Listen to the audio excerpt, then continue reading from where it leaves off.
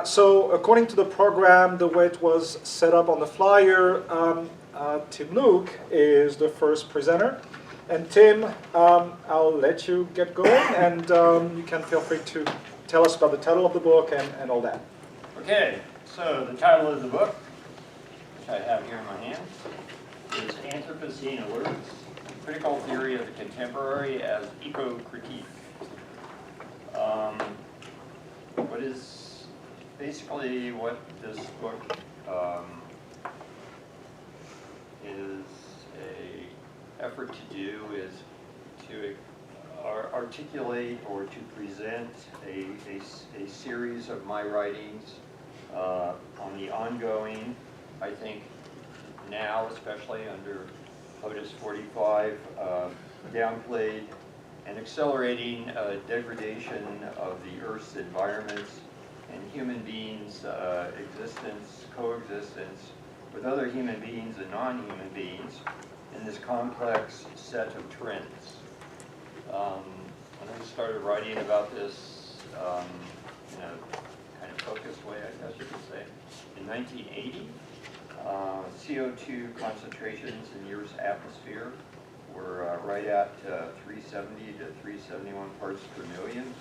whereas the year this book comes out, last basically 3 months, they're 415 parts per million. So that represents what is often celebrated as a great leap forward for the creation of a global middle class and the triumph of Western liberal democratic capitalism over Eastern totalitarian state socialism. Maybe that's the case, but in the meantime, there has been a very clear, as a result of the way that humans have decided to interact with the Earth,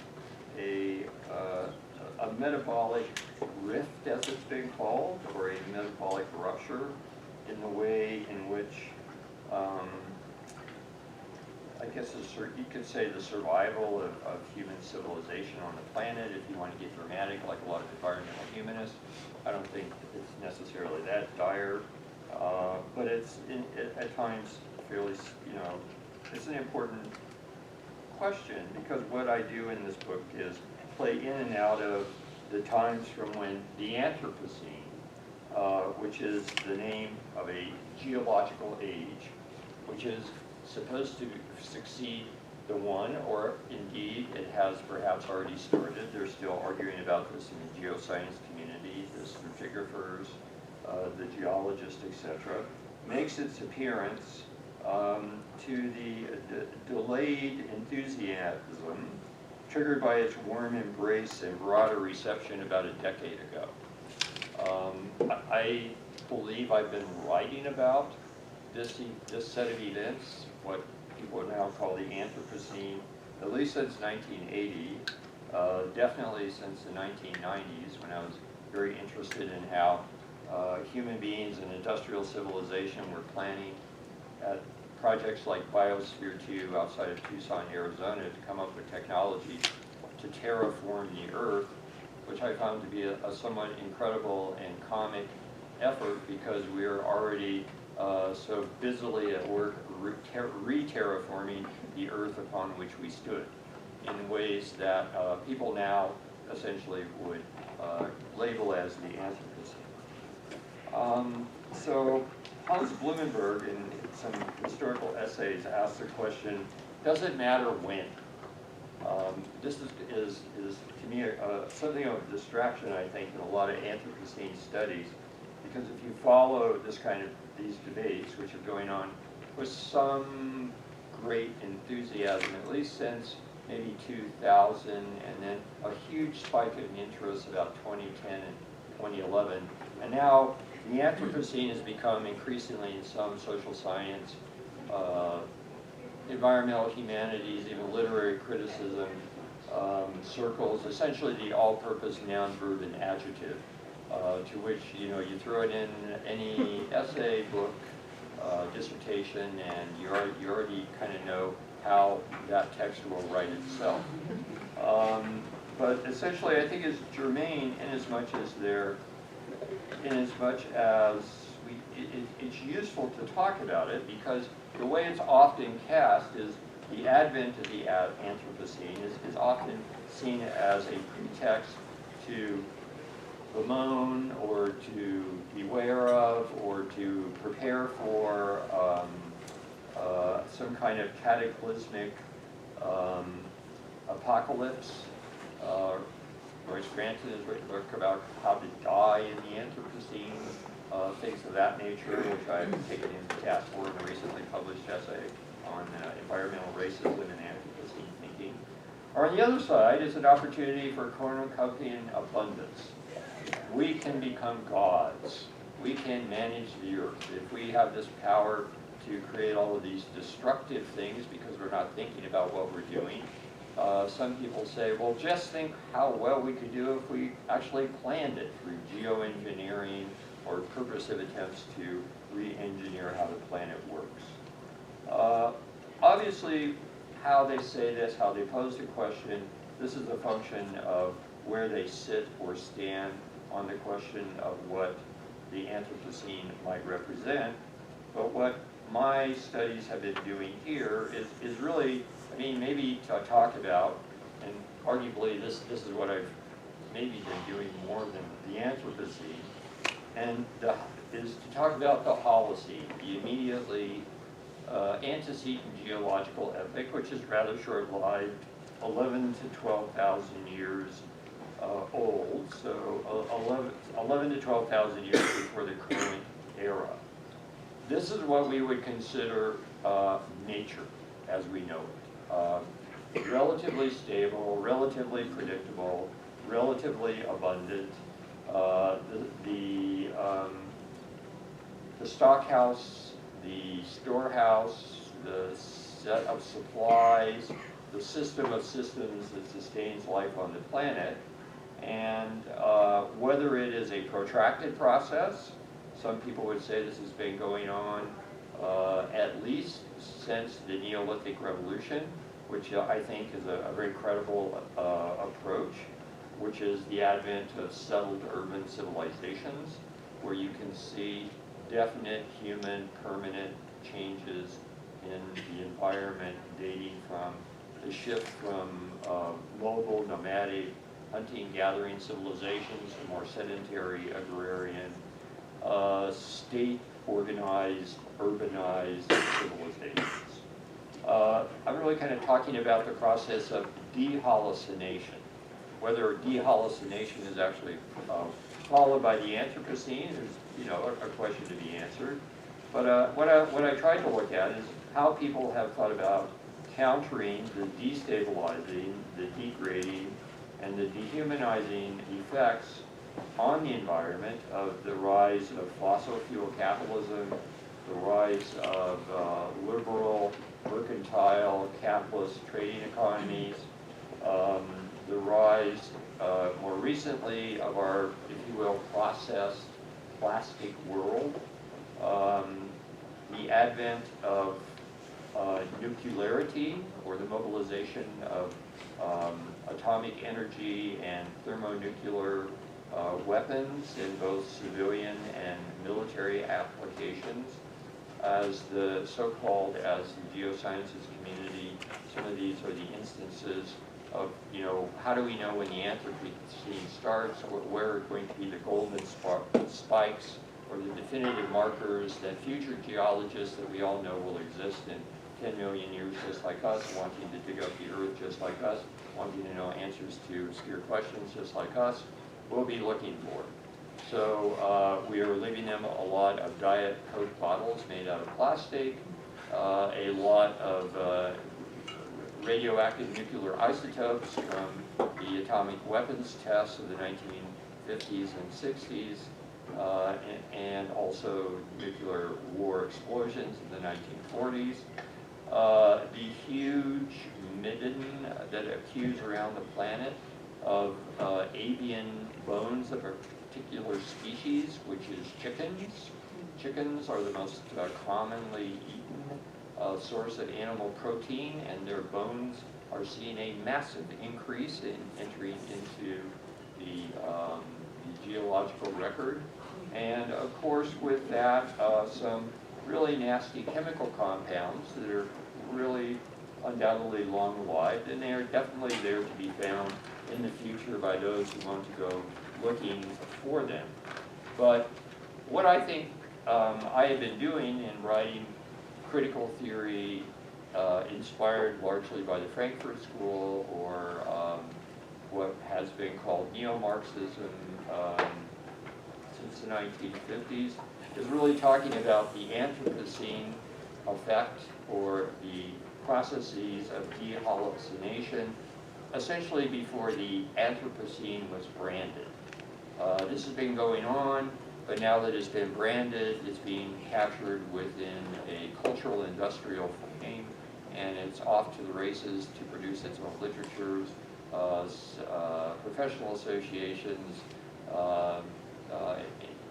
internecine theoretical debates, and I find it all quite entertaining to read, but it seems to be detracting from the critique of the society which is causing these effects, which I think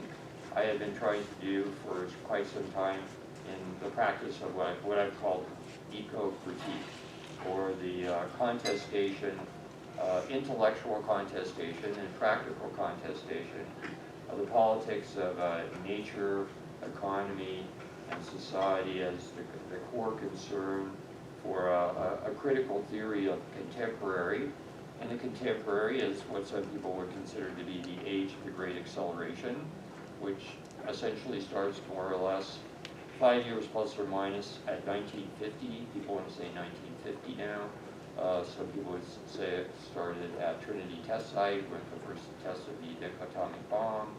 1950 is the start of sort of the worldwide advent of great industrial use of plastics, a consumer society which has tied to automotive-based suburban urbanization that has increasingly become so-called planetary urbanization, so that if one looks at the Earth from space today, you see more globs of light than you see bodies of land, and the increasing inputs of energy that are going into the sustaining of this sort of society. So in the process of doing this, what I do is talk about earlier efforts to look at the imbrication, which is becoming increasingly obvious, of the internet and cybernetic surveillance with the struggles against nature, both in trying to find its resources to greater use them with more efficiency, and at the same time to track the deleterious effect of their destructive exploitation. I also look at some interesting characters, I think, who have tried to resist modern industrial urban civilization, like deep ecology, which is often advanced as an alternative to the current kind of civilization we live within, planetary urbanization. An urbanist who is a fascinating person by the name of Telos Press, who recommended to us in the 1950s that we ought to not build flat automotive cities, but rather build up in huge mega structures that were more self-contained and actually quite well adapted to what will probably have to be the ultimate protection of the extraterrestrialization of the terrestrial atmosphere, whereas we make it more perhaps toxic, definitely hotter, probably more humid, undoubtedly closer to bodies of water that are considered to be marine because of the melting polar ice caps. But it was a means where, it was an attempt to create a more conscious way of living that wasn't sucked into the eternal churn of commodities that we once enjoyed at the mall, but we increasingly enjoy flicking through the pages on the e-commerce world. and then having it shipped to us by Walmart or Target or Amazon or Alibaba or what have you. One thing that I do in the book, I think that is still worth consideration, is I talk about the populist moment in the populist resistance against the rise of the second industrial revolution, which is like capital P populism, which was the resistance against corporate, centralized mass manufacture in the 1890s to the 1900s, where I'm following along work done by people like Kit Lash and Lawrence Gooden, which was essentially a different way of organizing a capitalist civilization that centered more on craft,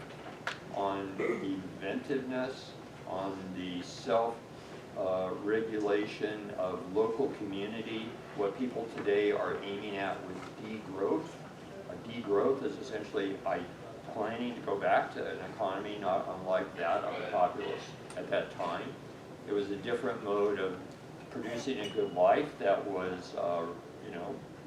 quite modern. The thinkers and engineers that came up with much of modernity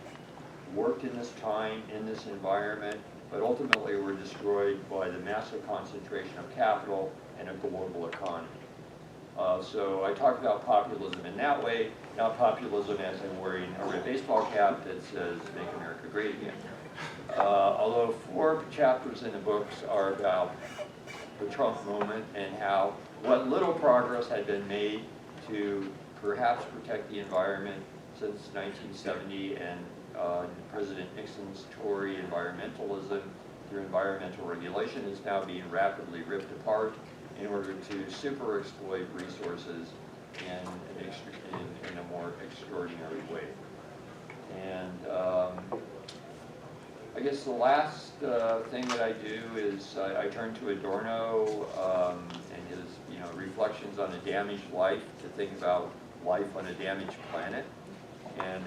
have a recognition of the damage that we've created, but at the same time do not despair about the fact that somehow, somewhere,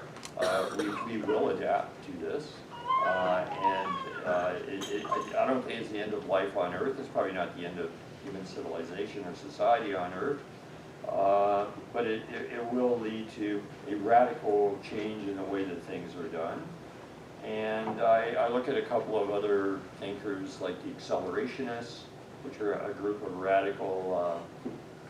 thinkers that think the best way to get to the future is to crash everything immediately and rebuild from nothing. This is very favored by Silicon Valley. I guess they're not doing it as rapidly as they want to do it. So this is a fantastic fictive way of imagining how they might do it, like overnight. In all of this, I try to pull together this ongoing effort and invite others to engage in this project of